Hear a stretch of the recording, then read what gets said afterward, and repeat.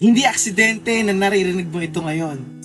Alam mo bang may urgent invitation sa iyo ang Panginoon? Hayaan mo basahin ko sa iyo ang Isaiah 55 verse 6. Ito ang sabi. Inyong hanapin ng Panginoon samantalang siya'y masusumpungan. Magsitawag kayo sa Kanya samantalang siya'y malapit. Tama, darating yung panahon na kahit anong hanap mo, hindi mo na masusumpungan ng Diyos.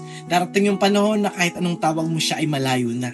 Kaya nga pinaalalahanan tayo ng Kanyang salita na ang Diyos ay nagtakda ng tamang panahon sa lahat ng bagay.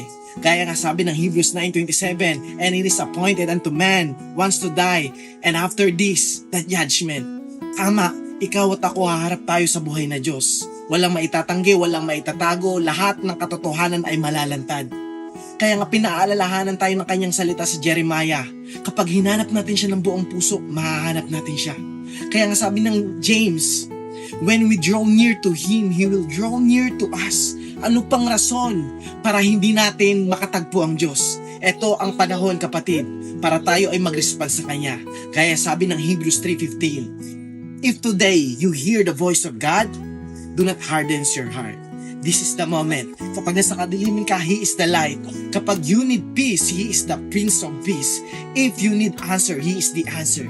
This is your mailman. Nagsasabi sa inyo na He is everything.